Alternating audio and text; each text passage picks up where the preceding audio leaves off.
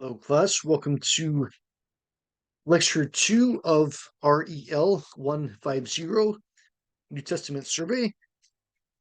Before we begin the actual lecture today, I'm just quickly going to go over some suggested topics for the New Testament Survey paper. So let me open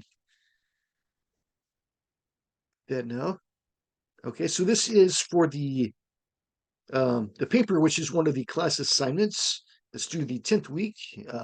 Choose one of the following topics, one only, to research and write about. So I'm not asking you to write something about all of these topics, but just to uh, pick one. And again, it's not required that you choose one of these topics. You are also free to choose a different topic that relates to the class. These are just some suggestions to help you if you're having trouble deciding on a topic.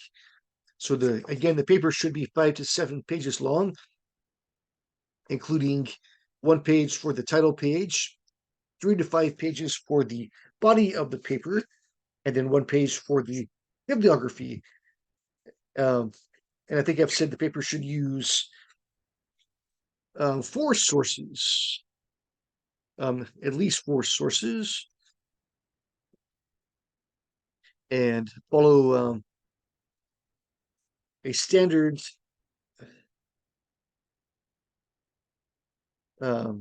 style for citations. Now, I recommend Turabian. It's what I am most familiar with, but there are others besides Turabian. There's Chicago. Turabian, I think, is used for theology and other humanities subjects. Chicago may be used more for social sciences. There's APA for psychology. There's also MLA. So unless your school has a standard or a requirement in that regard, you're welcome to use any of those. But I'm most familiar with Turabian, so that's what I recommend, and I will give you some examples of that the next week or two, just so you know how to go about doing that. So again, the paper is due the 10th week. Please note this is one of the course requirements. It counts as 20% of the course grades. And keep in mind, I do give plenty of extra credits, so I know not everybody's going to do the paper, and it is possible to get by without doing it, but you do get the best possible grade if you do the paper. So keep that in mind. And this course or this paper does not replace the attendance assignment for this week or any other weekly assignment. So don't submit this to me next week thinking, or instead of the regular assignment, it does not replace that. You still need to do the regular weekly attendance assignment. And again, don't just give me one paragraph on each of these. That's not what I'm looking for. I want you to choose something to write a longer paper about. So these are the suggestions. 1 is outreach in the early church. 2 is Christian persecution in the first century. 3, women in the New Testament. 4, similarities and differences among the 4 Gospels. 5, themes of the book of Acts and lessons the modern church can learn from Acts. 6, describe the themes in one of the epistles or one of the letters and motivations for the author in writing it. 7, themes in the book of Revelation. 8, the historical Jesus. Is the Christ of Christian faith the same as the Jesus of history? Number 9, a character study of Paul. Number 10, cultural struggles in early Christianity as the Gentiles embraced the gospel. And number 11, choose one book or passage of the New Testament and write a detailed analysis of it. So that is suggestions for paper topics. And if you want to ask if you have any other ideas you want to ask me about, feel free to ask me. there's a lot of freedom in deciding or in choosing something. So most likely I'll say yes if you have some other idea, as long as it relates in some way to the New Testament. Uh, okay, so that being done, we can move on now to our actual lecture for today.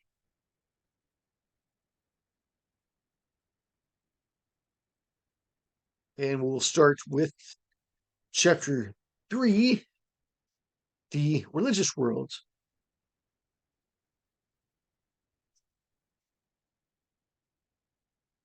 Uh, when Christianity began, it had to fight its way against established religious beliefs that had been in existence for centuries. So let's look at or start with the Greco Roman pantheon. Pantheon is the term that's used for sort of the grouping of gods in polytheistic religions that have many gods, or in mythological systems. We think of this as now as Greek and Roman mythology, but it was an actual religion at one point. Uh, to my knowledge, nobody believes in these gods anymore, but they're still an important part of classic literature, and you'll see them in movies like Clash of the Titans and some other, maybe even some Disney movies. Hercules is well known, or a very familiar character. Okay, so the primitive religion of Rome in the early days of the Republic was animism, in which the gods were the personified forces with which people had to deal in living their daily lives, primarily relating to geography and agriculture. So there's gods of different aspects of um, locations or the weather, probably a thunder god and maybe a rain god or uh, god of the mountains, things like that. Um, with the growth of the military state and contacts with Greek civilization came a fusion of deities under the influence of the Greek ordering of gods. The Roman gods were identified with the Greek gods as the Greek list of deities was assimilated with their Roman counterparts. So essentially, the Romans took over Greek the Greek religion, the Greek gods, but renamed them with their Roman names and then identified them with some of the gods they already had. So whereas you had um, Zeus was the king of the Greek gods, I think he became Jupiter in the Roman system. Poseidon was the god of the sea in Greek religion, and I think he became Neptune in the Roman system. There are many more examples of that. Uh, so, however, the worship of the Greek pantheon had begun to decline by the time of Christ. These gods were depicted as magnified men and women who had their own gross immoralities and petty quarrels. The philosopher Plato recommended excluding tales of the gods from the ideal state, since they would tend to corrupt the youth by their evil example. The gods were, overall mostly immoral, or they were no better than people. They did their wrong things. There was not even the best god. There were examples of very poor behavior. Zeus, of course, was known for his adultery with human women, giving birth to half human children, and he did that many times. There's many stories about that. Uh, the philosophic cults had no place for the gods and openly ridiculed them. The philosophic cults, meaning the schools of philosophy, led by men like, well, Socrates was one of the first, and then Plato, and then later Aristotle, and then other ones as well. In addition, it should be noted that each city or city state had one god as a patron, leading to a worship that was semi political. When the city states fell to the power of Rome, the question would be raised as to why the local deity did not protect his people. The vanquished people tended to abandon gods seen as too weak or fickle to aid them. However, the public observance of religious rites survived well beyond the first century, as seen in the cult of Artemis worship portrayed in the book of Acts. Let's turn to emperor worship. The growing cosmopolitan spirit in the empire prepared the way for a new type of religion, the worship of the state. The imperial cult grew gradually out of the increasing ascription of superhuman honors to the emperor and out of the desire to centralize the allegiance of the people in him.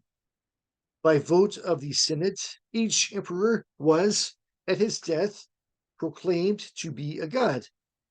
At the time of Domitian, near the end of the first century, a reigning emperor attempted to compel his subjects to worship him. That's the best or the earliest example of someone claiming to be God and seeking worship while he was still alive, in the case of Domitian. So when the Christians refused to participate in such worship, there was violent persecution against them. And this is reflected in the book of Revelation. As we'll see, emperor worship provided value for the state by unifying patriotism and worship, making support of the state a religious duty.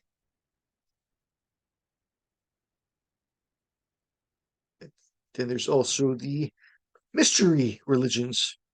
Neither the state religion nor emperor worship proved completely satisfying to the common people who sought a more personal faith that would bring them into immediate contact with the god, and they were ready for any sort of experience that would promise them that contact.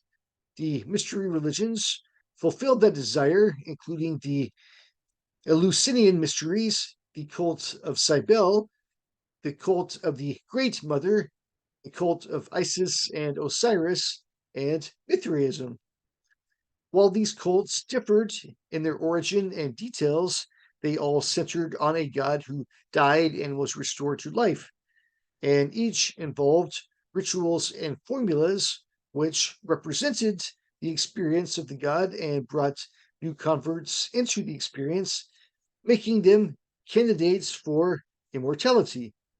The mystery religions satisfied the desire for personal immortality and social equality, making religious experience personal and offering an outlet for emotion in religion. Let's look at the worship of the occult. Occultism was also a large part of the religious atmosphere. Um, Superstitious observances and regard for the powers of the universe. Masses of people believed the entire world was inhabited by spirits and demons who could be invoked or commanded to do one's bidding by using the correct rite or formula. Reliance on magic had begun in early times, including the Roman practice of fortune telling, the Greek oracles, and the mysticism of the East.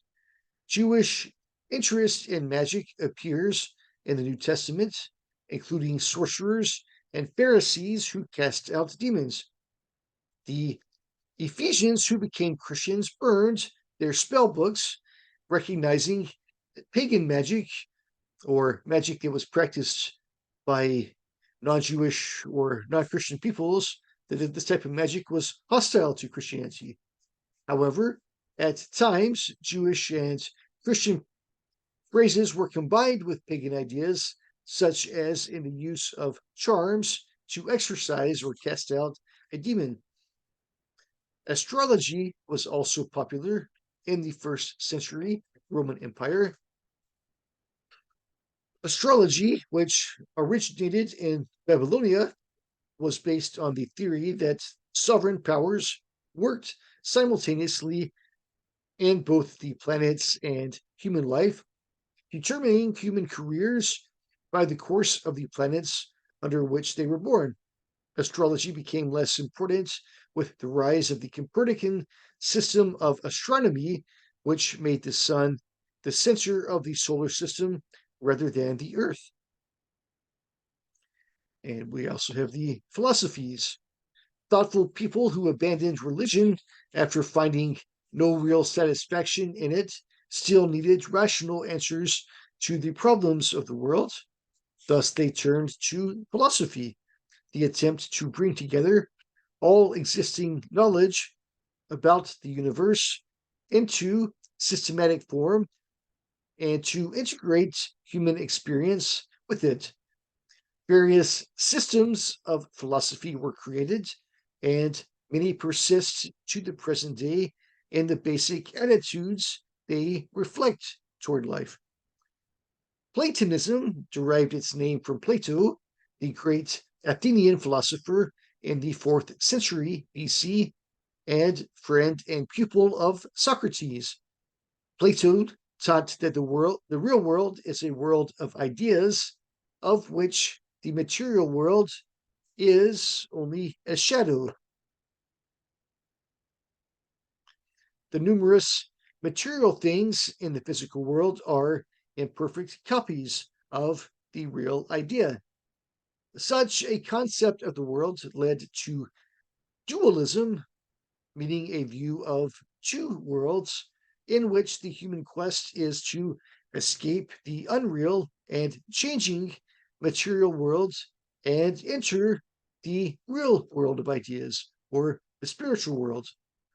Platonism was too abstract to gain the attention and thought of common people, but its dualism was reflected by the rising Gnosticism in the 1st century and later Neoplatonism.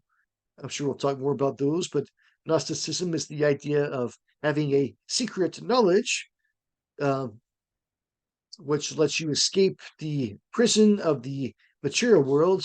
And typically, this involves the idea that the mind or the spirit uh, or spiritual things are more important and better in some way than the physical world. The physical world is unholy or imperfect, or ultimately a prison that we're trying to escape. And then later there is a revival of the ideas of Platonism known as Neoplatonism. Uh, and it says proved influential. Well, even though this is a heresy or a false teaching uh, that plagued Christianity in the early centuries, some of the attitudes and ideas still ultimately influenced many Christian theologians as well.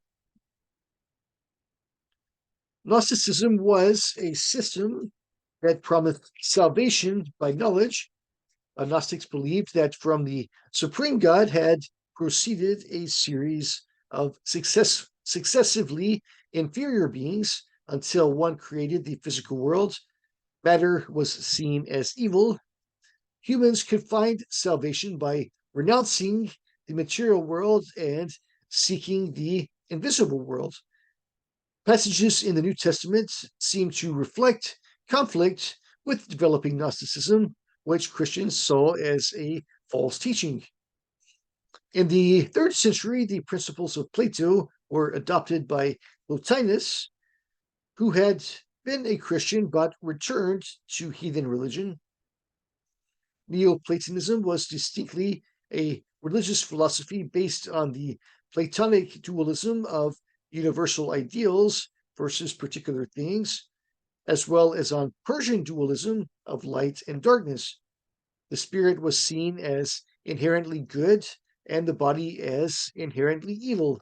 Salvation consisted of eliminating bodily desires, retreating from the life of sensation, and moving toward the life of the spirit, which would finally be achieved at death. Neoplatonism further taught that the attainment of spiritual life would not be reached by intellectual efforts, but by a mystical absorption into the infinite or into God. These philosophies portray a large gap between reality and matter, which are irreconcilable in essence and in the ethical sense that one is good and the other evil. Epicureanism was named for Epicurus, who studied at Athens and founded his own school. He taught that the world began by pure chance and a shower of atoms. In such a world of chance, there could be no purpose or design, and thus no final or absolute good. The highest good was pleasure, defined as the absence of pain. Thus, it urged the choice of enjoyments that would give the longest and fullest satisfaction to the individual. Epicureanism was essentially anti religious. Without holding a belief in a creative power, it became a popular philosophy since it did not indulge in much abstract reasoning. Instead, it appealed to emotional considerations by supplying a philosophic justification for making pleasure the chief goal of life. Stoicism was founded by Zeno, who taught that the universe is controlled by an absolute reason or divine will that pervades the universe. Conformity with reason is the highest good, and personal feeling is immaterial or harmful since it tends to unbalance the rational solution of human problems. Stoics believed nature was as it should be and that the universe was to be accepted rather than rather than changed. This fatalistic attitude led to self-restraint and a fairly high degree of morality. Despite its virtue, however, it differed from Christianity as it did not allow for free will or the real existence of evil. It also did not uphold the possibility of a personal dealing with God. Cynicism also grew out of the teaching of Socrates, since Socrates taught that having simple needs rather than elaborate wants better enabled survival under frustrating conditions.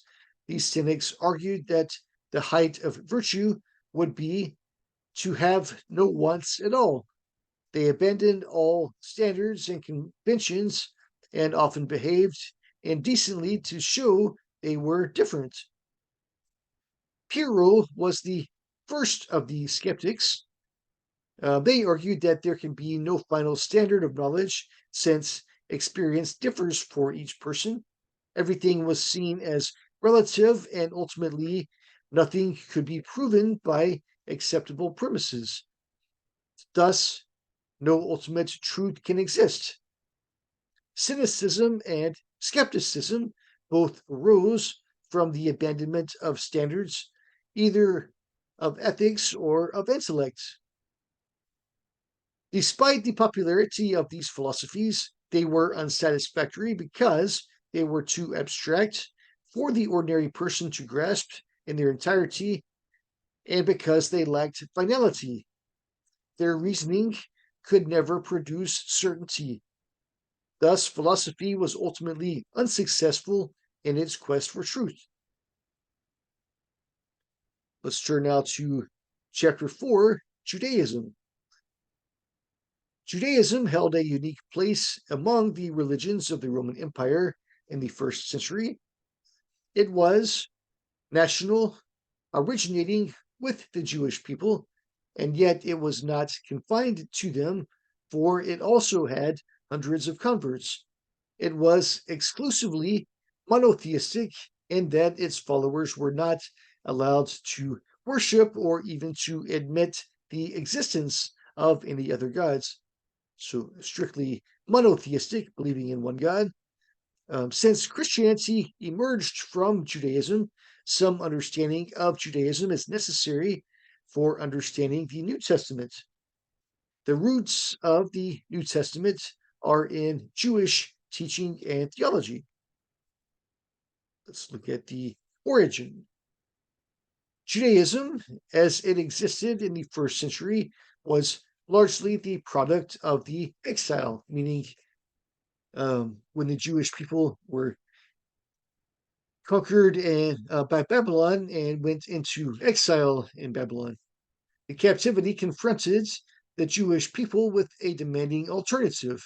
Either they must commit themselves completely to the worship of Yahweh as the one true God and retain their national existence, or they would be absorbed religiously and politically by the nations among whom they were driven into exile. While the captive Jews were in Babylonia in the 6th century BC, the new Judaism began to take form with uh, the ban of worshiping idols. Uh,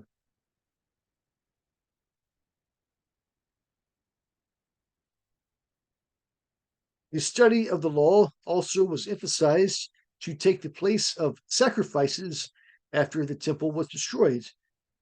Um, the system of animal sacrifice took place at the temple.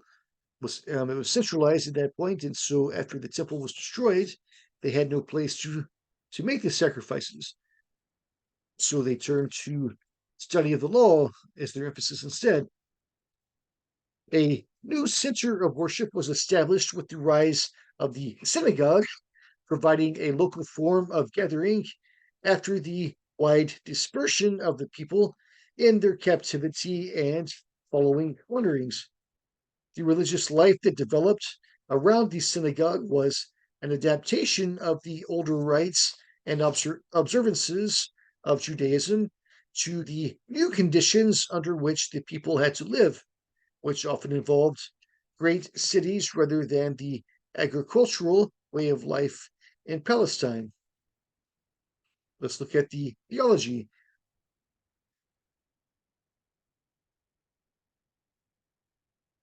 Central to the faith of Judaism was its belief in the unity and transcendence of Yahweh, their God, that Yahweh was the only God and that he was separate from the universe, in contrast to the multiple deities acknowledged by the heathen world. Often in the heathen world, the gods were part of the natural world, or connected to nature, but in Judaism, Yahweh was totally different than creation. Among rabbinic teachers, considerable emphasis was placed on the fatherhood of God. This personal relationship of God to Israel, as expressed by the figure of fatherhood, was emphasized chiefly by Palestinian teachers. Philo, a Hellenistic Jew or a Jew that had adopted Greek culture, had a more philosophic conception of God, whom he saw as eternal, unchangeable, holy, free, and perfect. According to Jewish theology, humanity was the creation of God, endowed with the ability to choose between obedience and disobedience to God's revealed law, and thus the consequences of life and death. The chief end of humans was to keep the commandments of God and maintain the observances prescribed for worship. Sin consisted chiefly in a wrong relationship to the revealed law of God. In the period before the exile, rewards and punishments were connected with the fate of the nation, uh, the nation as a whole. The uprooting of the nation in the captivity tended to destroy the connection of reward and punishment with the prosperity in the land. While the captivity itself was a discipline that the nation must endure, Until God restored them, the generations that should be born and die during the captivity had to face the issues of life and death for themselves. The emerging stress on individual responsibility in Judaism is reflected in the New Testament. When applied to individual life, the theology of reward and punishment led to the question about immortality and the afterlife, um, about which little is actually said in the Old Testament. The emphasis under the law for the Jewish nation was on collective salvation in this world rather than on individual salvation in the afterlife.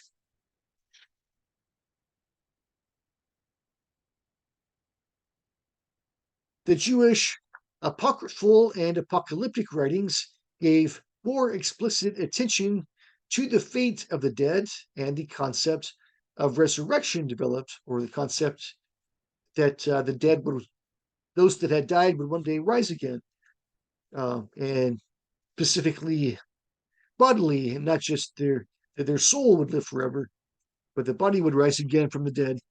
Sheol was regarded as an intermediate state preceding the resurrection and the final rewards and punishments. The apocryphal writings describe a day of judgment in which the righteous would be vindicated and the wicked would be sent to well deserved doom. In addition, there developed an expectation during the period between the two testaments of a coming political deliverer and righteous king for Israel, known as the Messiah. Apocalyptic writings describe the figure of the Messiah. Let's turn to the temple. The original Temple of Solomon was destroyed when Jerusalem was destroyed by the troops of Nebuchadnezzar in 586 BC. The second temple was built in the restoration between 537 and 516 BC. In 168 BC, Antiochus Epiphanes plundered the temple and desecrated it by offering a sacrifice inside it on an altar to the Greek god Zeus. 3 years later, Judas Maccabeus cleansed and repaired it, meaning the temple. Some of the temple structures were burned when Herod took Jerusalem in 37 BC. In 20 through 19 BC, he began to rebuild the temple. The building was made of white marble and partially covered with gold, which reflected the sunlight and made the temple an object of splendor. The outer court of the temple was known as the Court of the Gentiles, which was accessible to all people. The inner court, with its building,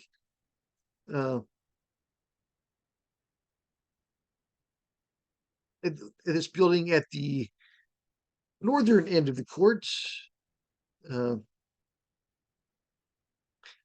containing the women's court and the male-only court of the Israelites. In the court of the Israelites was the court of the priests, in the middle of which was the sanctuary.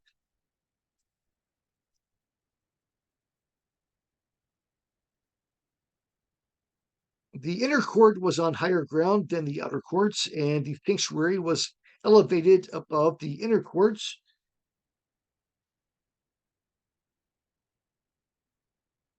Reachable by climbing 12 steps. It was divided into the holy place, which was only accessible to priests, and the most holy place, which was entered by the high priest once a year on the Day of Atonement to atone for the sins of the people. Within the court of the priests was the great altar of burnt offerings, which burned with perpetual fire, that burned animal sacrifices in the daily ritual. Only priests could remain within the court of the priests, except for those who brought animal sacrifices. The Jews were allowed by the Romans to maintain a police corps to keep keep order within the temple precincts. The guard watched the temple day by day to see that no unauthorized person entered forbidden areas. The temple was the main center of worship in Jerusalem. Jesus and his apostles taught and preached within its courts. Only with the development of the Gentile church did the temple's connection with Christianity cease. Let's look now at the synagogue. The synagogue played a large part in the growth and persistence of Judaism. The Jews of the dispersion founded synagogues in every city of the empire where there were enough Jews to maintain one, and foreign synagogues grew in Jerusalem. Each synagogue had a leader or head who was probably selected from among the elders by vote and who presided over the services in the synagogue. The synagogue buildings were usually substantial structures of stone, which were sometimes richly furnished. Every synagogue had a chest in which the scroll of the law was kept, and a platform with a reading desk from which the scripture of the day was read.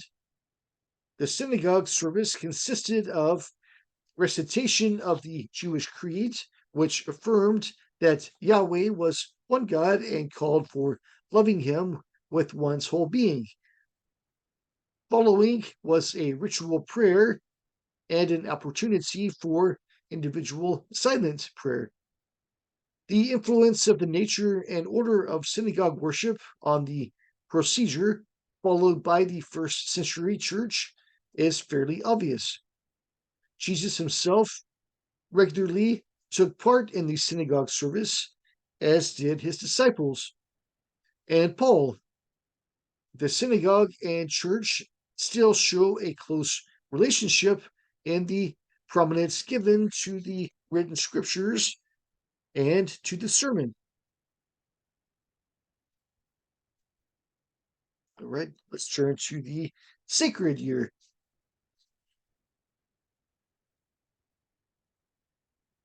The Jewish year consisted of 12 lunar months, with an extra month added to the calendar whenever needed to equate the lunar year with the solar year. The festival or feasts were 7 in number. Passover, the feast of unleavened bread, the feast of Pentecost, the New Year, and the Day of Atonement. Uh, the Feast of Tabernacles, the Feast of Dedication, and the Feast of Purim. The first 5 were prescribed by the law of Moses. The last 2 began during the exile. A few other minor fasts and feasts were current in the Judaism of the first century, but they were relatively unimportant and do not appear in the New Testament. Okay, we'll take a break right here and continue with the momentarily.